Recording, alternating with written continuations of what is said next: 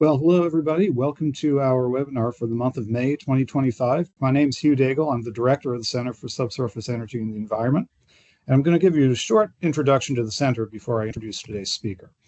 The center is an organization of 27 faculty members who do research in all things related to subsurface energy. We have a number of very distinguished individuals among our affiliates. Our research spans, like I said, all aspects of subsurface energy, including conventional oil and gas and unconventional oil and gas. But we spend a lot of time on other aspects of energy as well, including geothermal, gas hydrates, carbon capture, utilization and storage, hydrogen, and some other aspects that are growing in popularity. The technical disciplines that we span are quite wide. We are a very multidisciplinary center, including reservoir engineering and petrophysics, but also things like data analytics and machine learning, geology, geochemistry, sustainability. And we use a number of different engineering tools in our investigations, including simulations, different types of laboratory experiments, and even designing learning management systems. Much of our research gets done through our industry affiliate programs, which are a great way of having industry get involved with what we do here. There's a listing of the different ones here, and you can go to our website for more information on any of these and to find out who to get in touch with if you're interested in finding out more. These monthly webinars are intended to be informative and industry-driven, so they're a great way of getting the word out of what we do here to you all who might put it into practice. We host them on the second Tuesday of each month at noon Central Time on Teams, and we record them and put them on the YouTube channel within a few days. So if you miss it or you want to go back and rewatch it, it'll be up there soon. Some upcoming webinars for the month of June. We'll have Omar Carrasco-Haim give a talk, and then July 7th we'll have Robin Demise from the Bureau of Economic Geology giving a guest talk. Sponsorship opportunities. If you're interested in sponsoring a webinar, it is $5,000 per webinar. We'll put your logo prominently at the beginning and end and on the flyer for the webinar. You'll get exposure to our live audience, which is industry, government, and academic professionals. We publicize this both publicly and privately. And you'll be then up on the YouTube channel, and we've gotten a large number of views over the last few years, so these are popular to go back and rewatch. So for you as a sponsor, you get to reach a targeted global audience. You get to be associated with the good work that we do here, and you help support the mission of CSEE. So for more information on sponsorship, you can contact me. There's my email address. Now, for today's webinar, I have the pleasure of introducing Dr. Arvind Ravikumar, who is an assistant professor in the department, and he's going to be giving a talk about carbon tracing and its role in differentiated gas markets. Dr. Ravikumar has a PhD in electrical engineering from Princeton, and he spent some time at Stanford and then was on the faculty at the University of Harrisburg before joining the faculty here at UT in 2021. His research focuses on characterizing methane emissions across natural gas supply chain and also looking at carbon management systems. So we're really excited to have him give today's webinar. Now, just a couple of housekeeping things. For Q&A, please post your questions in the Q&A section. You can type them in there, and we'll get to as many as we can at the end of the webinar. And then again, we'll upload this the recording of this presentation to YouTube within a few days. So without further ado, I'm going to turn it over to Dr. Ravikumar. Again, thank you for the introduction. I'm really happy to be here to speak with all of you about some of our recent work, thinking about the intersection of carbon management and reducing greenhouse gas emissions and public policy and voluntary initiatives related to lower carbon fuels. For those of you who don't know, Arvind Ravikumar, I'm an assistant professor in the petroleum engineering department at UT Austin. I also the co-director of the Center for Energy and Environmental Systems Analysis, and our group has been working on greenhouse gas emissions from oil and gas supply chains for the better part of the last decade. I want to start with taking stock of where we are in terms of carbon emissions from our oil and gas supply chain. If you look at developments from around the world, what we see is that the world is going to value cleaner molecules. And the rules setting that value are taking shape right now as we speak. And if you look at what's happening around the world associated with oil and gas emissions, not just in the US, but elsewhere, there are a certain number of initiatives that have become more prominent and more popular over the past 5 years or so. These include things like measurement, reporting, and verification programs, where there are voluntary initiatives through which operators across the supply chain measure, report, and verify their greenhouse gas emissions using third-party certification. We have voluntary reporting initiatives. Many major oil and gas companies in the United States are part of initiatives such as the Oil and Gas Methane Partnership, or OGMP 2.0. And along with that, there's been a number of startup companies and initiatives that have been launched for independent third-party certifications as well as registries. Some of you in the audience might be familiar with companies like MIQ or Equitable Origin. Some of you might have been using these companies as part of your corporate sustainability programs as well. Now that has expanded to include greenhouse gas emissions of operations. Now, this is part of a global push towards lower carbon fuels. We're going to be using oil and gas for several decades into the future, but there's been a push to reduce the carbon burden associated with the use of hydrocarbons. And now the most advanced of these systems that are being put in place in the US and around the world comes from the natural gas supply chain. So you have several voluntary initiatives in the US. You have many companies announcing their methane reduction targets, their carbon dioxide reduction targets, carbon intensity targets, and we have policies elsewhere in the world, such as the EU, the European Union's methane regulation, which incorporates a methane import standard for LNG imports, as well as other initiatives in East Asia, like Japan and South Korea, that buy a significant fraction of US natural gas. But that's just the beginning, and that's where we are at the most advanced stage in terms of thinking about how this would work technically, as well as within a policy and implementation context. But that's going to move on to other sectors very soon. So in the next decade or so, we're going to see this kind of carbon tracing and using carbon tracing to encourage production of lower carbon fuels will expand to hydrogen, petrochemicals, as well as e-fuels. And farther into the future, that will also go to carbon sequestration and removal.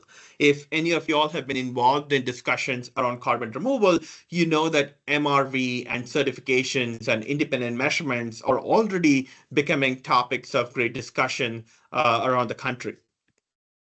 And my proposition in my research is that the US is uniquely poised to lead a market-based approach to delivering clean natural gas. Many of the principles that I'm going to be talking about today will apply to other sectors, such as carbon removal, hydrogen, petrochemicals, and plastics. But we're going to focus on the natural gas sector today to talk about what are the key advances that have happened in the past 3 years or so that can enable a market-based differentiated gas market. Before I go on to discussing some of the details of what a differentiated gas market looks like, a quick introduction to what we do here at UT. I run the carbon measurement and accounting groups, and the goal is to move towards a data-driven approach to greenhouse gas emissions measurement and accounting across global energy supply chains. So we do a lot of primary field campaigns, mostly in the US, but some international campaigns as well, from production to midstream through liquefaction and distribution. We go out and measure greenhouse gas emissions using a variety of different technologies, ranging from fence line monitors to drones to aircraft and satellites. We then take all of the data and develop models and tools to interpret all of that information. Many of these tools are available publicly. We have a number of industry partners that are using these tools, as well as regulators, both in the US and around the world, that are using these tools for various applications. And then we finally think about how all of these measurements and information that we learn about greenhouse gas emissions can translate to effective policies on carbon management. We also do a lot of convening, bringing regulators, government officials, industry, researchers together to convene to think about some of these emerging policy concepts, whether they're voluntary or regulatory. So coming back to greenhouse gas emissions across the natural gas supply chain, there is an urgent need for high spatial and temporal resolution on greenhouse gas emissions. So until about 2022, 2023, the only official greenhouse gas emissions information that we knew was through the Greenhouse Gas Reporting Program of the EPA.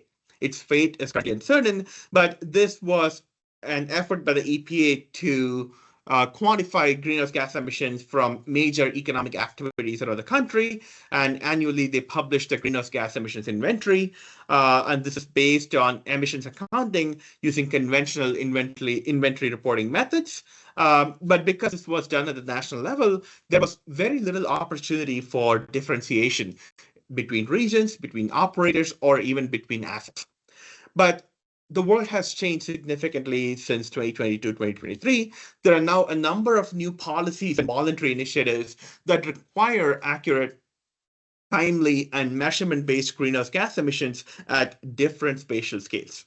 So this is sort of a cartoon of what are all the different applications that require greenhouse gas emissions information at higher spatial resolution than what we have been used to before. So on the rightmost segment of the slide, you have the pre-2023 world where the only official emissions information we needed was the EPA greenhouse gas inventory. This was at the national level based on aggregation of all individual reports by companies to the EPA.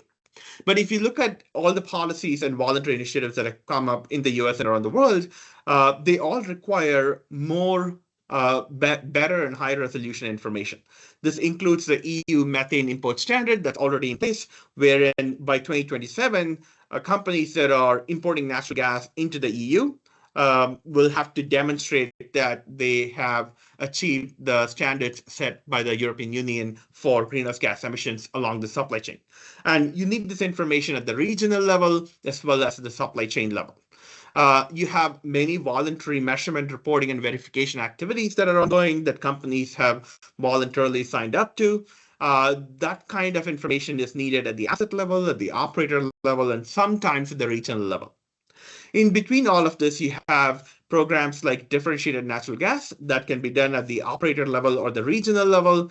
You have significant growth in potential use for natural gas as part of the new data center and AI demand. And the technology world is thinking about how to procure lower carbon natural gas to power their data centers. And so that's going to happen anywhere at the asset, to operator, to region, to supply chain levels. In addition to all of this, of course, there's been a lot of work by investors of publicly traded companies thinking about encouraging companies to reduce their carbon footprint. So all of these voluntary initiatives or regulatory actions are going to require greenhouse gas emissions information at very different spatial scales. Now, this presents a lot of opportunity for what I call the measurement, reporting, and verification programs. Now, there are good things about these programs and not so good things about these programs. Now, what are the good things? The good things are that there's a push towards direct measurements. Every operator is now looking at doing direct measurements of greenhouse gas emissions across the supply chain. And thankfully, there are new technologies that now enable cost-effective measurements. The pace of innovation is rapid with both performance and cost improvements. And US and now other countries slowly have embraced new technology. One of the key advantages of the space is that a lot of the technologies to measure carbon dioxide or methane emissions have been incubated and developed in the United States. So over 80% of these startup companies are based out of the US. So you will see a proliferation of measurement and technologies in the United States compared to other parts of the world. Over the past 5 years, that has slowly changed, where many of these technologies are now diffusing into the international market. So we're going to see more and more measurements expand outside the United States as well. But that doesn't mean everything is great. There are still some challenges that we have to overcome. What are those challenges? The first thing is that measurements is not information.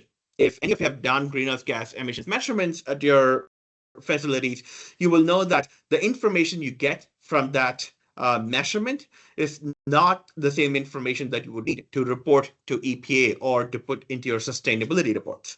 So translating measurements to useful information is a really technical problem that required solutions even a few years ago, and we are still developing them. Of course, now that there are a lot of different technologies available for you to use, the choice brings its own problems. How do you vet new technologies? And given the market opportunity in this differentiated gas and certification programs, there's a lot of vague black box certification schemes that we don't know if they are accurately certifying low emission supply chains. And because there's no standardization, it prevents the development of industry-wide metrics. And so the key part of all of this is trust. If you want to enable a robust voluntary market for differentiated natural gas or differentiated any other product, you need to be able to trust that market. And the reason I emphasize trust in the opening of my presentation is because we have seen what happens when there's no trust. If you look at the carbon offset programs that are currently available, it has been a disaster for trust building. And what you're seeing here is a collection of projects and reports that talked about how many famous carbon offset projects, including the forest carbon offset project in California, did not actually reduce any emissions. And if you have ever rented a rental car, one of the questions you might get on one of those Avis or Hertz websites is that, do you want to spend $1.50 to offset your emissions associated with your rental? And I don't know of a single person who believes that. And so trust is really important if we want a differentiated and voluntary market to work. Fortunately, we have a wide variety of technologies that are now available for greenhouse gas monitoring and measurement. So what you're seeing on this slide is various campaigns that my team has run around the world. I think the images here are from the United States, from Canada, and maybe a bit from Central Asia as well. And we use a variety of technologies. We have drones, we have satellites, we have aircraft, and we have trucks. All of these technologies are useful for greenhouse gas measurements and monitoring. Now, the key to remember here is that the choice of which of these technologies you would choose will depend on your applications. And many applications may require multi-scale measurements. So this slide is showing you the range of different applications. So you have, you might want to do measurements for regulatory compliance. You might want to do measurements for voluntary initiatives, such as differentiated gas. You might want to do measurements for methane emissions reporting. And you might want to do measurements for identifying super-emitters. Super-emitters are these really large methane emissions that are very rare. So it's important to find them as quickly as possible and fix them. But the key is, depending on the type of application for which you're interested, you might want to use a different combination of technologies to give you the right kind of information to be able to address that application. When we started in this greenhouse gas measurement journey, or maybe about 5 to 6 years ago, it wasn't quite clear which technologies are suitable for which applications. But over the past few years, with a lot of trial and error by operators, by researchers, we have come to a reasonably good understanding of what technologies are going to be helpful for what type of applications. And these kinds of direct measurements provide us better assurance of carbon accounting than indirect estimation methods. And we can have different levels of measurements, right? So you can have measurements that are on the ground. These include fence line monitors that many of you might be aware of. You have continuous monitoring systems. And then you have drones that can survey individual equipment on your assets. And then we have aircraft measurements that can do a lot of different assets in a fairly short time. And then, of course, at the top of this chart, you have satellites that can give you information about emissions across a wide geographic region, and also provide that information on a weekly or even in some cases a daily basis. And the reason measurements are important is because there's a major problem of underestimation in traditional emissions accounting approaches. And so supply chain assessments that do not incorporate these measurements will, of course, underestimate emissions and therefore erode trust. Now, the advantage is differentiated gas supplies can be done based on carbon intensity of these supply chains. And technology now allows us to trace supply chains to individual power plants and individual end users. And so why are these measurements important? As I said, there is a significant problem of underestimation in official inventories. We have done this kind of study a number of times. So every time you go out and measure, whether that's an upstream facility, whether that's a midstream facility, whether that's in Texas, whether that's in Pennsylvania, what you see is that every time you go out and measure emissions, those measurements are always higher than what is officially reported to the EPA or other reporting entities. And the reason is not malicious. It's the way these inventories are built up in the United States. They are very prescriptive. You have to use a certain emissions factor in your calculations, even if you know that the emissions factor is wrong. And because of the rigidity, the numbers that were created for this reporting purposes were done in the 1990s, even before the shale revolution in the US happened. And therefore, it's not surprising that methods that were decided in the 1990s do not accurately reflect our current emissions. But that's a long process of getting the EPA to update some of these emissions factors, which they were in the process of doing last year until that was passed. And why does this happen? Because in many cases, we just didn't know that super emitters existed, and so they were underestimated in conventional inventories. We know that a lot of emissions at oil and gas operations are very intermittent, and the contribution from these intermittent events were undervalued and underestimated. And then there were sources that the inventories, the conventional inventories, were just blind to. They didn't even know it existed, and they were not included, or they were not required to be included, even, of course, when we knew that those emissions existed. So what we found was that measurements will always tend to show you more emissions than what is in official inventories. And this is by no means a US problem. This is a global problem. You've seen this in Canada, you've seen this in the Middle East, you have seen this in Central Asia. The causes might be different in different countries, but the fact that reported emissions are lower than the emissions when we go out and measure has become universally true across the world, as well as across different supply chain segments. Now, because of the work that's been done over the past few years with all of these new technologies, with operators doing a lot of the work, testing these technologies and figuring out which works, which does not work, we've been able to measure and quantify greenhouse gas emissions across individual supply chains. And over the past 3 years, we have demonstrated that ability to differentiate domestic US LNG supply chains using direct measurements. So here's sort of a simplified diagram of what we did. We worked with a number of operators, upstream segment, midstream segment, on liquefaction with Cheniere.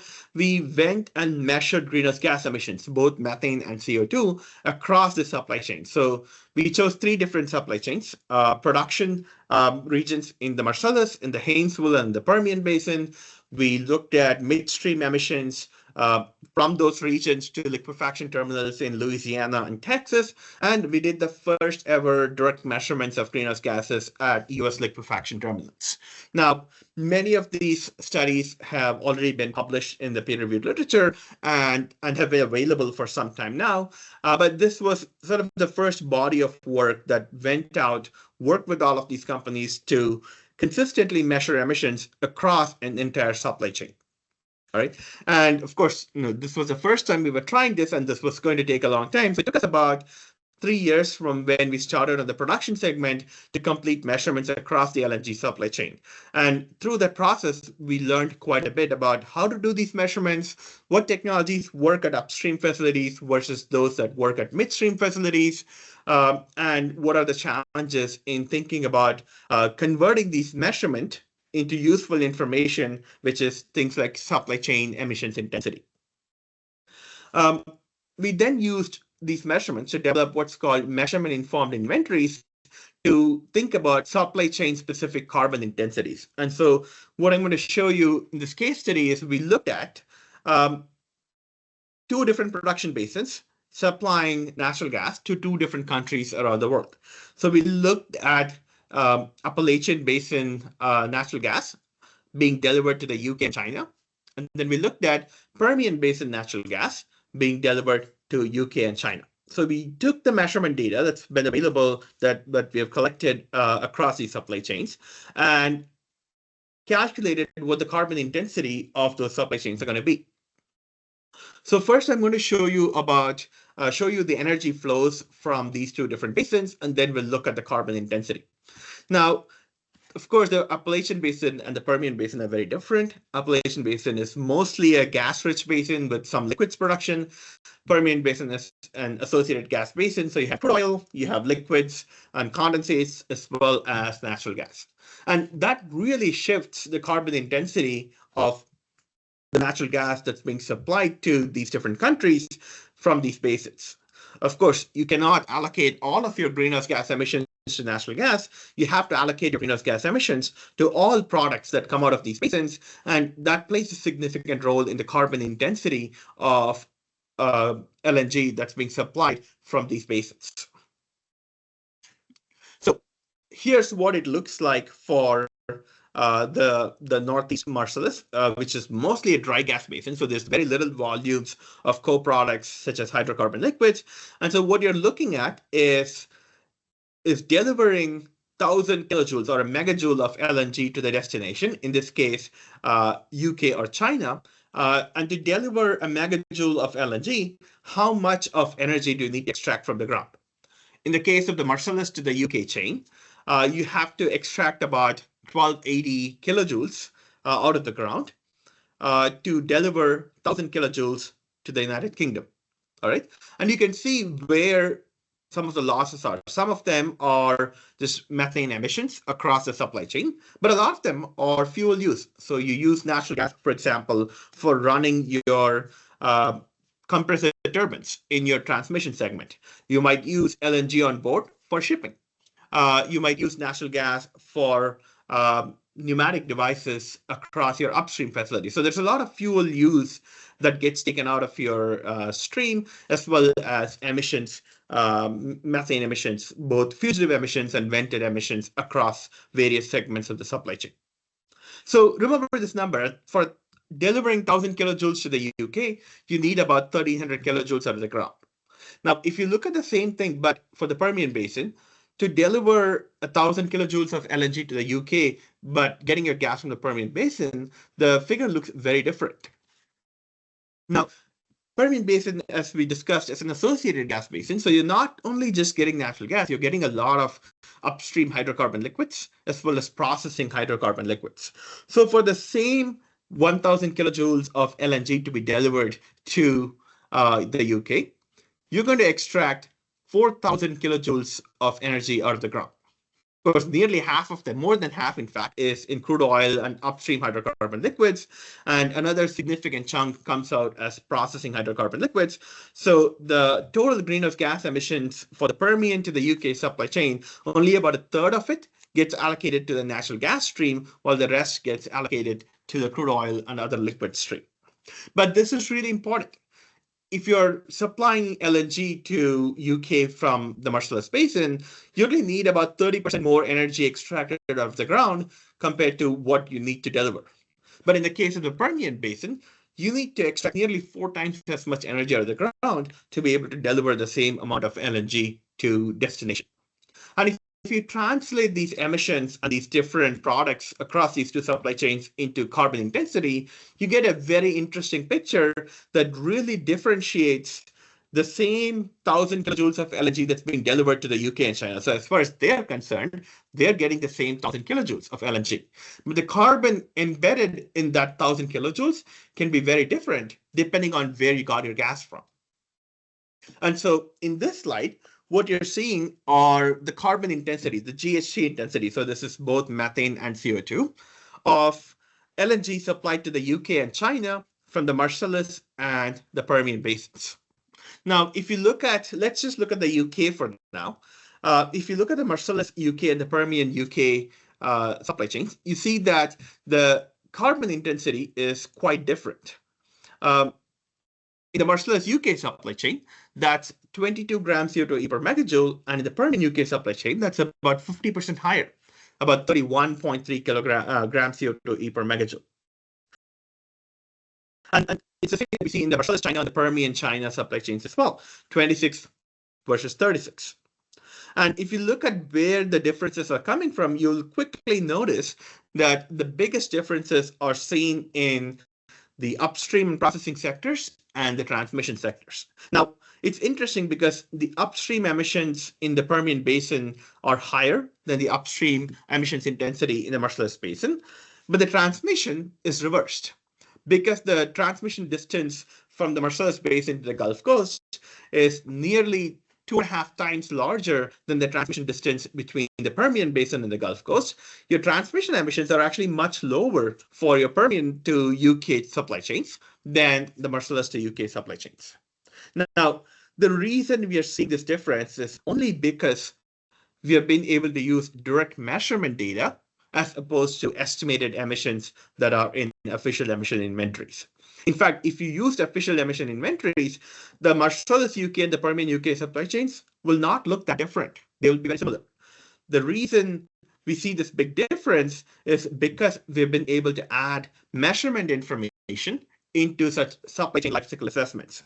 And this has sort of not been done before because most life cycle assessments do not use top-down measurement data, measurements from satellites or measurements from aircraft. This was the first time we tried to put in that information in conventional supply chain and life cycle assessments. All right. Now, if you look at why there's a difference between inventory-based and measurement-based greenhouse gas emissions intensity, a large part of that comes from production and processing segments. So you can see in this figure, the comparisons between what you would get if you just had inventory numbers, which is the dark orange or the dark blue bars, and what you get when you add in the measurements. So the light orange and the light blue bars are the emissions intensity that have been added explicitly because we use measurement-based information in the supply chain assessments. Now, if you look at, okay, how much does measurements contribute additional emissions intensity to the supply chains, you can see that in this pie chart. So measurements alone contribute about 24 and 40% of total greenhouse gas intensity that was not included in your inventory-based supply chain assessments. So in the Marcellus UK supply chain, about 24% of our carbon intensity calculations came from incorporating measurements into the analysis. And for the Permian UK supply chain, that's about 40%. Now, you can do this. Right now, we've shown this example for sort of at the basin level, but of course, that's still, spatially aggregated. You can do this across individual operators and individual supply chains, and you will get a larger variety or larger range in how much measurements contribute to total intensity. And the key thing to remember is that it's not always higher. Sometimes measurements will tell you that your emissions are lower than what you're officially reporting because there are several operators across the US that have done a lot of different improvements to their operations such that their actual emissions are lower than what they have to report to the EPA because the emissions factors used in the reporting have not changed. So they have to continue using them, even though you know that your emissions are actually lower. So this is an aggregate example of the entire basin, but if you do individual operators and their supply chains, you might get a wide range of emissions intensity, including an intensity that's lower than what official inventories might tell you. And this is important because what I sort of papered over in this discussion is that even between a single basin and a single destination point, there are hundreds of pathways to move gas from production regions to liquefaction terminal, depending on the pipelines, the location, the contractual obligations between the producer, the gathering system, as well as the transmission operator. And when we did this analysis with Chenier last year, what we found was that for the same source and destination regions, you can have a 6x difference in greenhouse gas emissions intensity across these various pathways. And so there's a huge potential for differentiation because there's a huge range in carbon intensity depending on which pathway you choose. And of course, this also includes uncertainties in emissions. Now, no measurement is perfect. There's always going to be uncertainty. No measurement is continuous, so there's always going to be uncertainty associated with only knowing emissions information at certain points in time. So what we did was we took the next step of incorporating uncertainty into our life cycle assessments. And so instead of saying that there's only one number for the carbon intensity of US LNG, we can say that there's a range in the carbon intensity of US LNG. And I'll show you what that looks like. So on the left, you're going to see a figure, which is the carbon intensity of US LNG exports. Now, we are just doing a generic US LNG supply chain for simplicity, but you can do this for individual basins. Now, if you incorporate some of those uncertainties in the parameters across the supply chain, you will get some distribution. So the average carbon intensity of US LNG is about 16 grams CO2e per megajoule, and it varies anywhere between 13 to 20. That's the normal distribution that you're seeing. At this point, you're not using any measurements. You're just doing conventional life cycle assessments and then incorporating uncertainties into some of those parameters at the upstream, midstream, or the liquefaction segments. Now, watch what happens when we start including measurement data into this uncertainty analysis. And that's what you're seeing on the right. Now, there are two things that happen. The first thing that happens is that the average, the mean of your carbon intensity moves right from 16 grams CO2e per megajoule to 22 grams CO2e per megajoule. This is expected. We know that measurements have always shown higher emissions than inventory estimates. And so when you incorporate measurements, it's completely understandable that your average moves right by about 30% or so, or sorry, by about 40% or so, which is completely reasonable based on what we know about emissions. But what to me has been very interesting is that the distribution also changes. What went from a normal distribution, so it's 16 plus or minus 4 grams CO2e per megajoule, it went to a distribution that has a very long tail, which means that there is a non-zero but small probability that you can have very high carbon intensity supply chains over 40 grams CO2e per megajoule. And so there are a large number of pathways where your emissions can be very low, less than 20 grams CO2e per megajoule. But there are pathways, lower probabilities, but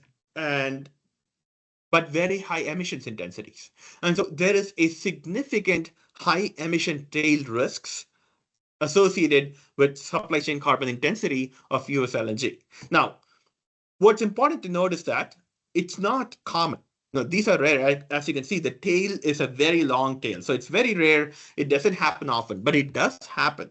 And we should not be blind to these potentially low probability, but high carbon intensity supply chains within the US.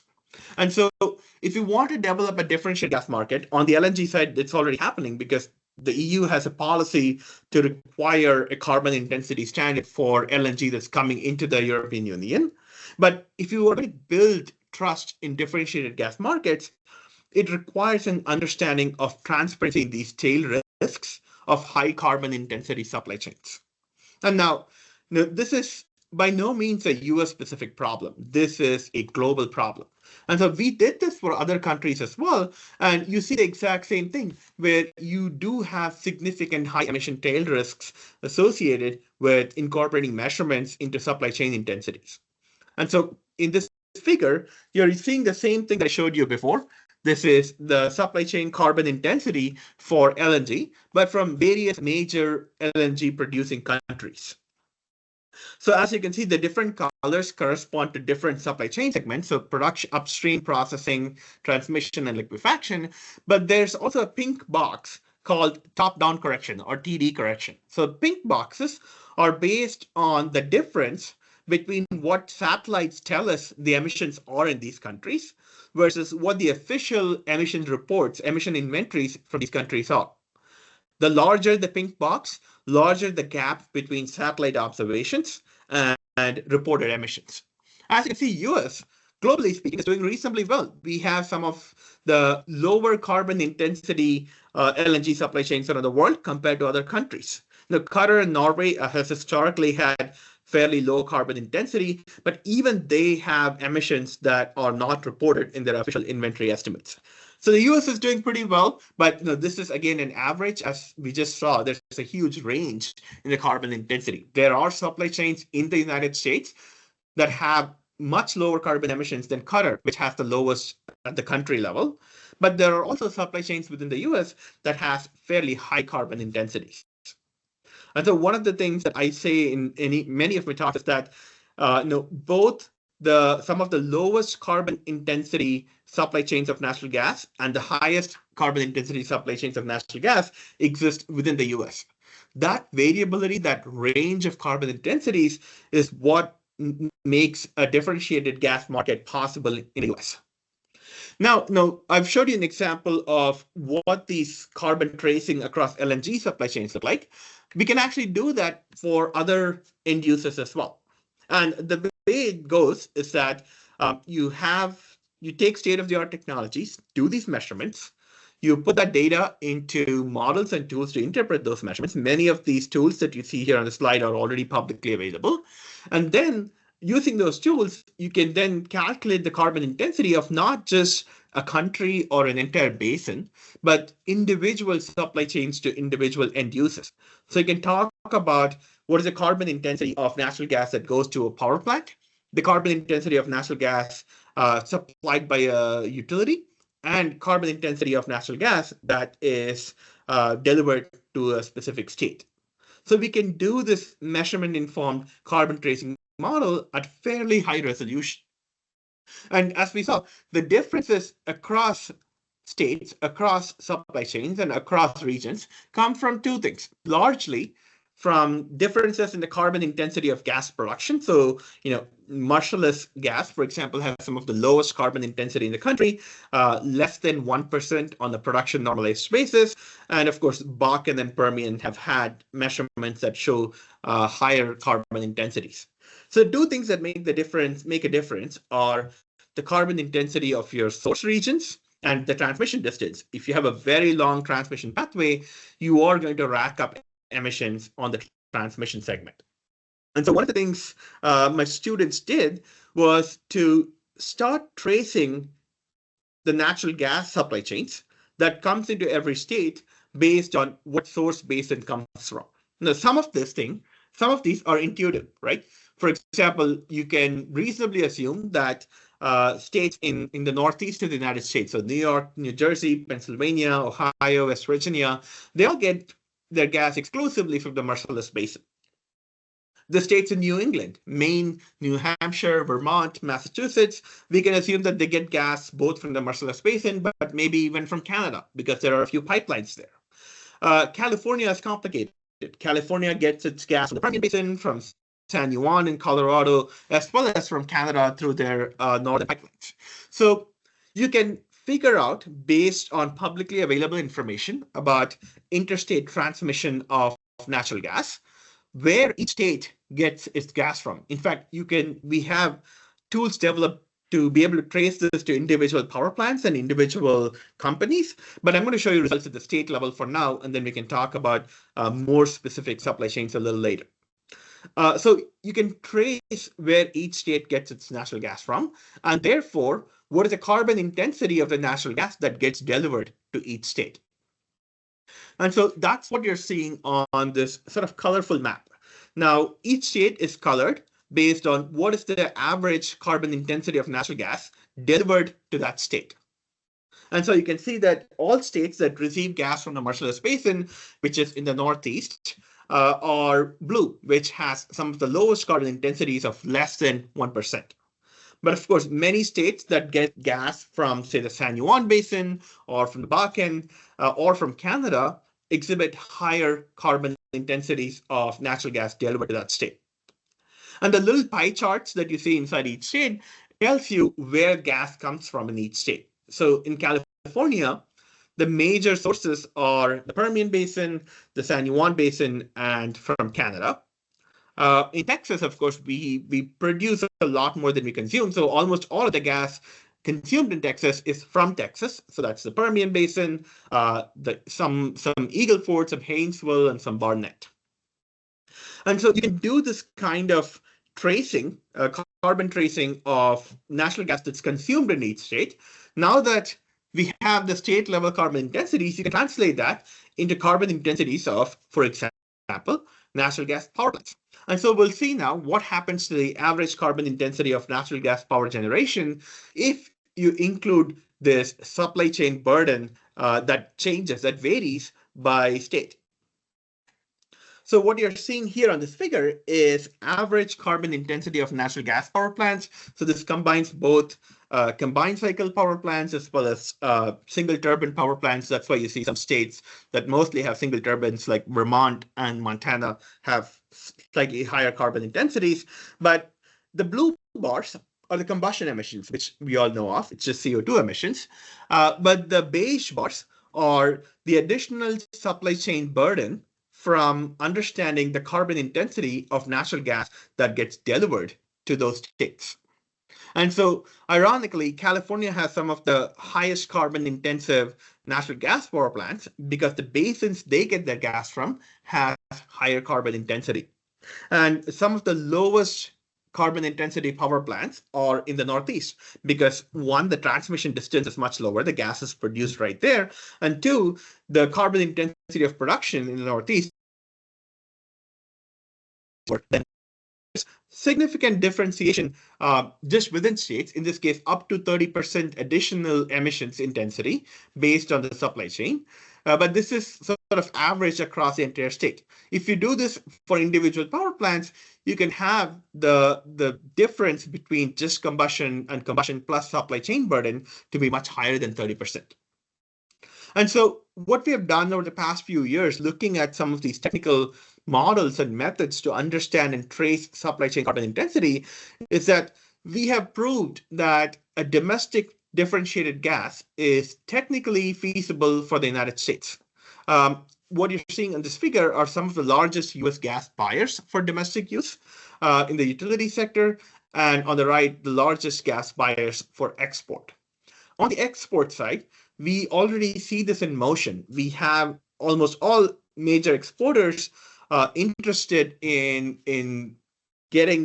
knowing their carbon intensity accurately, mostly because of regulatory compliance for the EU. The EU passed their methane rule. That's one of the components of which is that starting in 2027, they will have to, suppliers to the EU have to report carbon intensity of the LNG supply chain, and that needs to be credibly verified by third party, so-called monitoring, reporting, and verification programs. So the rules for that and how do you audit that and how do you implement that are all currently happening in terms of discussions between exporters, producers, the EU officials, as well as a few related stakeholders. On the domestic use side, conversations have just started. There's been interest from owners of petrochemical facilities, from utilities that are very interested in tapping into demand for power generation for data centers, as well as tech companies that are interested, that have committed to their own carbon reduction targets or their net zero targets, and they want to figure out a way between now and 2040 or 2050, whatever their target date is, to be able to reduce emissions throughout their operations, which includes power generation for their data centers and other AI applications. And I want to conclude with this one slide. Technical feasibility does not mean market adoption. I think we have seen this in a number of different examples, in a number of different applications. Just because something works technically and on paper doesn't mean it gets adopted widely, both within the voluntary sphere as well as the regulatory space. And so policy and implementation challenges are critical to be resolved before something like this can be adopted widely. And so one of the things that I started by saying in this talk is that we do a lot of convening. Over the past 3 years or so, we have convened a number of stakeholders that you see here. So NGOs, industry, standards body, auditors, technology developers, in the context of US LNG exports. And the goal of these stakeholder convenings is to jointly develop audit and assurance protocols, jointly develop implementation protocols to think about how do we consistently provide accurate information around LNG supply chain carbon intensity. We were one of the official stakeholders for U.S. Department of Energy's negotiations with all the other major exporting and importing countries around what an MRV standard for LNG should look like and how can we standardize them across global LNG industry. We are starting to do very similar work this year, focused on the domestic sector. So we are talking to major gas buyers, utilities, owners of petrochemical facilities to come together and think about, now that we know that technical feasibility is something we can demonstrate, what would it take to move this into a voluntary market space? And so I end by inviting any of you if you're interested to get in touch on this topic so that we can develop a shared pathway forward. With that, I am going to stop and take your questions. Thank you for your time. All right, so there's one question that's been published. The question is, do you expect to be a price differential for low emissions gas, or are there other mechanisms to implement differentiated gas? I think this is a great question. This is something that a lot of stakeholders in the space are thinking about. The consensus so far has been that despite a lot of voluntary certificates being issued, there's not a price differential that's appearing in the market for differentiated gas. But it's also something that is not essential for such a market to develop. The way EU is thinking about it is less about price differentials between low emissions and high emissions gas, and more about market access and preferential procurement for low emissions gas. So there are a number of tools that are available to stakeholders to promote differentiated gas, including the procurement clauses, including standard natural gas contracts that incorporate environmental attributes, as well as market access. So there are a number of mechanisms we can use to enable differentiated gas markets than just a price differential. But of course, I think for something to be robust globally, a price differential would definitely help. But until then, there are these other mechanisms we could use to potentially get differentiated gas to happen within the United States. Okay. The other question that's there in the chat is that you showed risk-based assessments for country-specific supply chain carbon intensities. Can this be translated for individual assets or operators? I think that's definitely possible. One of the key things that's been happening over the past year is the EU operators and EU LNG exporters just trying to explain the complex nature of US natural gas, or US oil and gas supply chains to European officials, because from their perspective, they've been getting gas from vertically integrated players and national oil companies like Qatar, Nigeria, Algeria.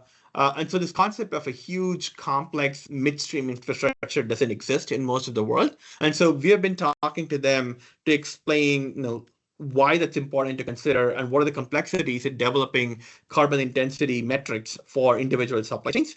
But that conversation has moved forward enough, along with technical advancements, that you're now able to show what individual supply chain carbon intensities are for specific supply chains. And so this can definitely be translated into individual assets and operators. The caveat being that a lot of natural gas trading happens at hubs in the United States. And how do you think about assigning carbon intensity metrics for those natural gas hubs is something we still have to work on to see how that can fit into a differentiated gas framework. But yes, it's definitely possible to do this at individual asset or operator level.